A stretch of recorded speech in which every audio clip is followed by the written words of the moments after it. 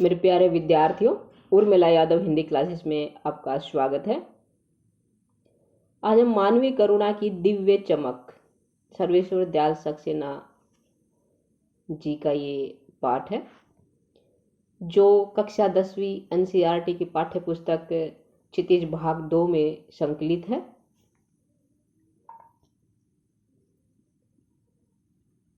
इसके हम बहुविकल्पीय वस्तुनिष्ठ प्रश्न हल करेंगे। ये सभी प्रश्न HBSC बोर्ड की साइट पर दिए हुए थे। बोर्ड की तरफ से एक क्वेश्चन बैंक है, इसी को हम हल करेंगे। परीक्षा की दृष्टि से बहुत ही महत्वपूर्ण प्रश्न है। इन सभी प्रश्नों को आपको पढ़ना है, अपनी नोटबुक में भी लिखना है ताकि आपको याद रहे। और मेरे बताने से पहले ही इस प्रश्न का किसी भी प्रश्न का उत्तर देना, यदि आपको पता है। तो नहीं पता है कोई बात नहीं, मैं बताऊंगी आपको, लेकिन पता है तो आप अवश्य बताएंगे, कमेंट बॉक्स में उत्तर अवश्य लिखेंगे। चलिए पहला प्रश्न हल करते हैं, ज़्यादा समय नहीं गंवाते हैं। फादर की मृत्यु का क्या कारण था? जहरबाद था, डेंगू था, या हृदयघात था, या फिर कैंसर था? किसके कारण हुई थी? आप बताइए, मैं आपको थोड़ा सा समय दे रही हूँ। किसके कारण मृत्यु हुई थी फादर की? जहरबाद के कारण। जहरबाद सही उत्तर क्या है इसका? ग है जहरबाद।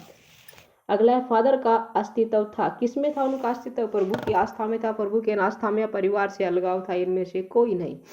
किसमें वो विश्वास रखते थे? प्रभु की आस्था में। क्या विकल्प सही है? लेखक ने फादर को क्या कहा? साधु, पादरी, पुजारी, महंत? पादरी। क्या कहा? पादरी। लेखक ने फादर बुल्के की तुलना किससे की है? नीम से, पीपल से, बबूल से, या देवदार से? कौन से वृक्ष से की है फादर बुल्के की तुलना लेखक ने? देवदार से। किससे की है? देवदार से। अगला प्रश्न देखते हैं क्या है। 4 नंबर आ चुका है, 5 नंबर देखते हैं। फादर बुल्के बेल्जियम में कौन सी पढ़ाई कर रहे थे? देखिए, फादर बुल्के बेल्जियम निवासी थे और उसके बाद ये भारत आए थे संन्यास लेकर। तो ये कौन सी पढ़ाई कर रहे थे वहां पे? इंजीनियरिंग की पढ़ाई कर रहे थे। कौन सी कर रहे थे? इंजीनियरिंग। भारत सरकार ने फादर बुल्के को कौन सा सम्मान दिया? पद्म भूषण, भारत रत्न, पद्मश्री, या साहित्य अकादमी? भारत सरकार ने फादर बुल्के को कौन सा सम्मान दिया था, कौन सा पुरस्कार दिया था, ये बताना है। तो बताएं कौन सा दिया था। पाठ पहले ही पढ़ चुके हैं। पद्म भूषण पुरस्कार दिया था 1974 ईस्वी में। ठीक है, पद्म भूषण पहला विकल्प सही है। फादर कामिक बुल्के के कितने भाई थे? 2, 3, 4, 5? कितने भाई थे? 2 भाई थे। कितने थे? 2 भाई। अगला देखते हैं। फादर बुल्के कहाँ के रहने वाले थे? Bharat, Belgium, Pakistan, UK? अभी थोड़ी देर पहले बताया कहाँ के रहने वाले थे ये, बताएं, लिखे जल्दी से अपना उत्तर।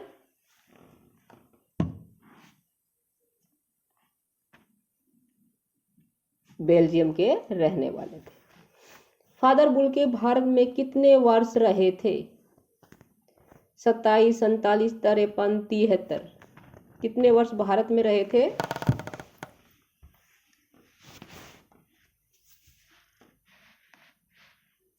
47 वर्ष। कितने रहे थे? 47 वर्ष। 47 ईयर्स भारत में ही रहे थे। फादर बुल्के के मन में पढ़ाई के दौर में क्या इच्छा थी? जब वो पढ़ाई कर रहे थे उनके मन में क्या इच्छा थी? लेखक बनने की इच्छा थी, या सन्यासी बनने की थी, या गृहस्थ बनने की, या फिर डॉक्टर बनने की? क्या इच्छा थी? जल्दी से बताइए बच्चों।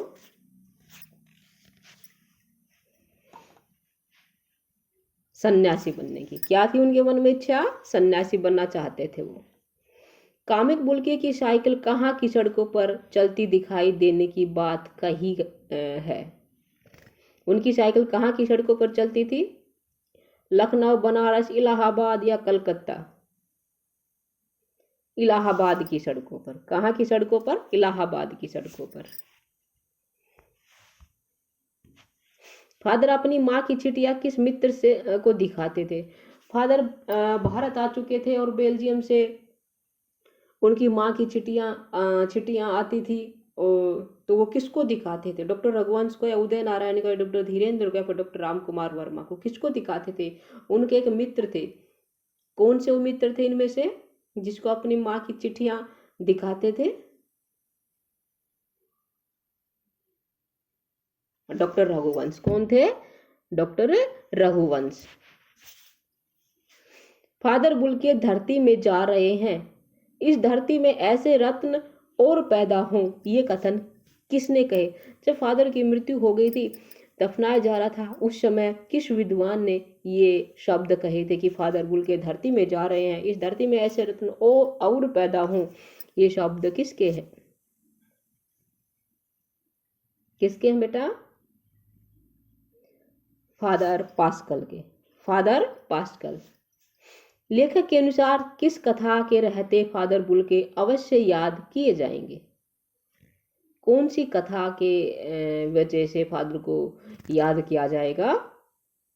कृष्ण कथा, दुर्गा कथा, हनुमान कथा, या फिर राम कथा?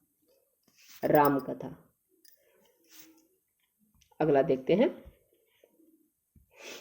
अभी तक ऑप्शन थे हमारे पास, विकल्प थे, लेकिन अब विकल्प नहीं है, हमें आंसर देना है। मैं आपको आंसर बताऊंगी, लिखूंगी, उसको आप लिख लीजिएगा। मानवीय करुणा की दिव्य चमक पाठ के लेखक का नाम क्या है? क्या है? पहले ही था, सर्वेश्वर दयाल सक्सेना।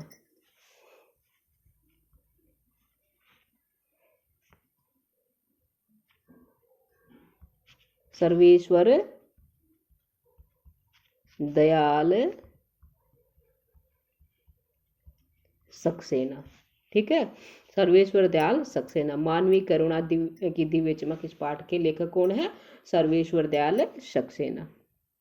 अगला देखते हैं। मानवीय करुणा की दिव्य चमक किसे कहा गया है? किसको कहा है मानवीय करुणा की दिव्य चमक? Father Camille Bulcke. Father Camille Bulcke. उत्तर क्या है? Father Camille Bulcke. Father Camille Bulcke को मानवीय करुणा की दिव्य चमक कहा गया है। अगला देखते हैं। फादर की मृत्यु कब हुई? कब हुई थी? 18 अगस्त 1982, ठीक है, की सुबह की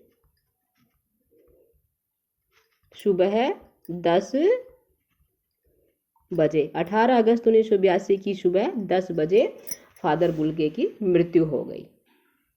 अगला देखते हैं। फादर बुल्के कितने वर्ष जीवित रहे? 73 वर्ष।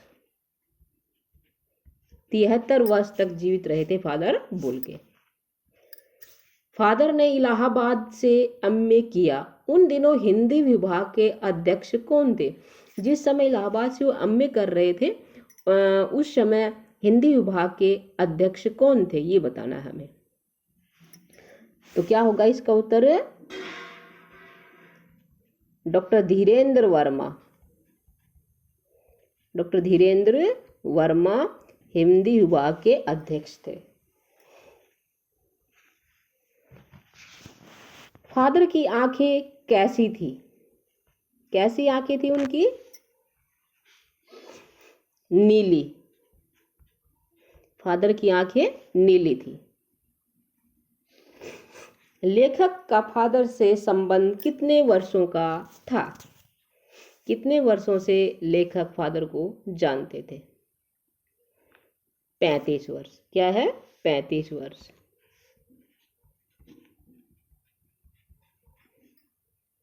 अगला देखते हैं। फादर ने अपना शोध प्रबंध किस पर लिखा था? शोध प्रबंध ग्रंथ लिखा था उन्हें, किस विषय पर लिखा था ये? इसका उत्तर क्या होगा? राम कथा। राम कथा पर उन्होंने अपना शोध प्रबंध लिखा था। बेटा आप इन प्रश्नों को वीडियो को पॉज करके लिख लें। अगला है, नील पंछी किसके नाटक ब्लू बर्ड का रूपांतरण था? नील पंछी नाटक का नाम है और किसने लिखा था ये, जिसका नाम वास्तविक नाम ब्लू बर्ड था और उसका ब्लू बर्ड से रूपांतरण कर दिया गया नील पंछी, किसने लिखा था?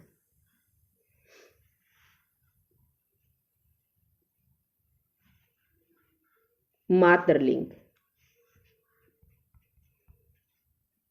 मातरलिंग,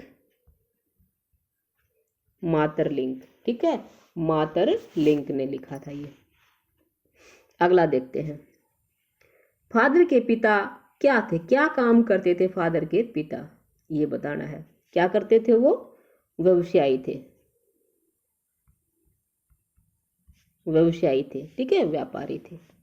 अगला देखते हैं, फादर ने जिसेट संघ में 2 वर्ष किसकी पढ़ाई की? जिसेट संघ में 2 वर्ष उन्होंने पढ़ाई की थी, किस विषय की पढ़ाई की थी? धर्माचार। धर्माचार की पढ़ाई की थी 2 वर्ष जिसेट संघ में। राष्ट्रभाषा के रूप में फादर किसे देखना चाहते थे? कौन सी भाषा को राष्ट्रभाषा के रूप में देखना चाहते थे फादर? हमारी अपनी हिंदी को। फादर की मृत्यु कहाँ हुई? कहाँ हुई थी? दिल्ली में। फादर की मृत्यु कहाँ हुई? दिल्ली में। आगे चलते हैं, फादर को किस कब्रगाह में दफनाया गया था? कब्रगाह का नाम क्या था जहां उनको दफनाया गया था? निकलसन, निकलसन कब्रगाह। यहाँ इन्हें दफनाया गया था। इनकी मृत्यु के बाद इनको निकलसन कब्रगाह पर दफनाया गया। अगला है, फादर बुल्के की जन्मभूमि थी, कहाँ उनका जन्म हुआ था? ये बताना है।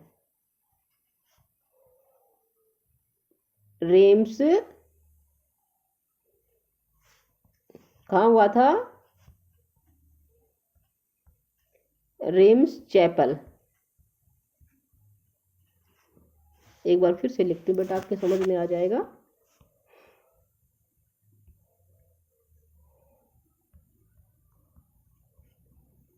रेम्स चैपल, रेम्स चैपल, ठीक है, रेम्स चैपल जगह जो बेल्जियम में है, वहां पे इनका जन्म हुआ था फादर बुल्के का। फादर ने संन्यास लेते समय क्या शर्त रखी थी? जब वो संन्यास ले रहे थे उस समय उन्होंने क्या शर्त रखी थी? संन्यास लेते समय उन्होंने शर्त रखी थी कि मैं भारत जाऊंगा।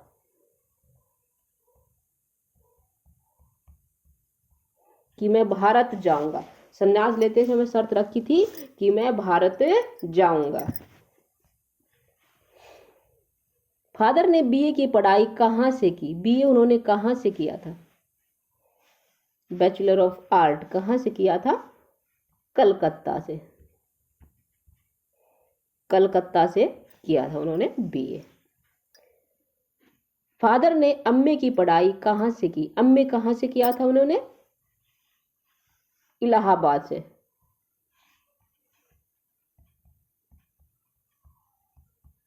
एमए इलाहाबाद से किया था, ठीक है। अच्छा, अगला है, फादर ने अपना प्रसिद्ध अंग्रेजी हिंदी कोश कहाँ तैयार किया? अंग्रेजी हिंदी कोश कहाँ तैयार किया उन्होंने?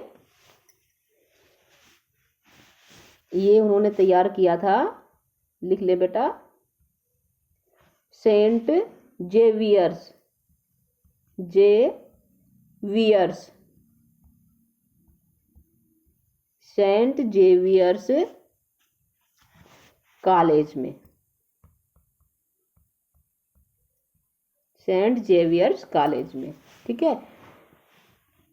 सेंट जेवियर्स कॉलेज में उन्होंने अपना हिंदी अंग्रेजी का शोध तैयार किया था, और हिंदी और संस्कृत के विभागाध्यक्ष में रहकर, ठीक है। अगला है, फादर का अंतिम संस्कार किस विधि से किया गया? जब उनको दफनाया गया था, उनका अंतिम संस्कार किया गया था, जो विधि अपनाई गई थी उसका क्या नाम था? मसीही। क्या नाम था? मसीही।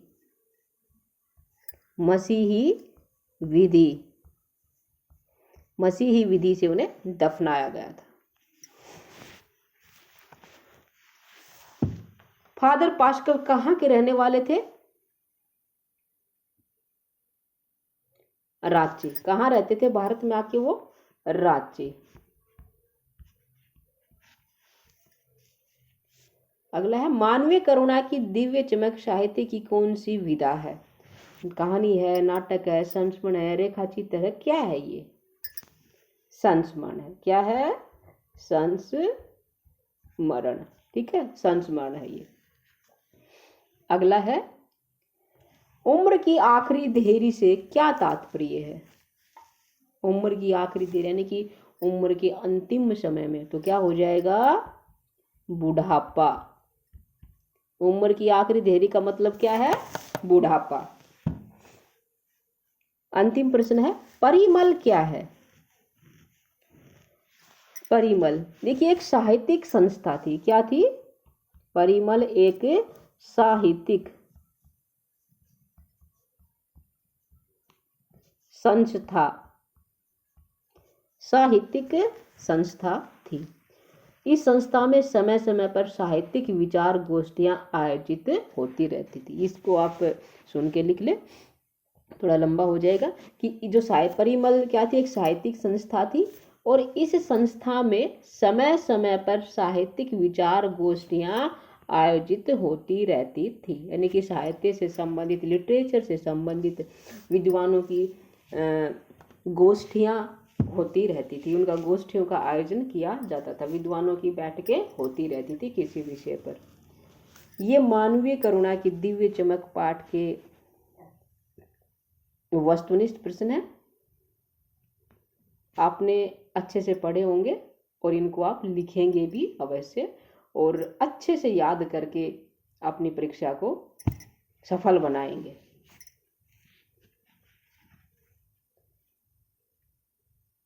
अगली क्लास में अगले पाठ के प्रश्नों के साथ फिर मिलेंगे। आपका दिन शुभ हो।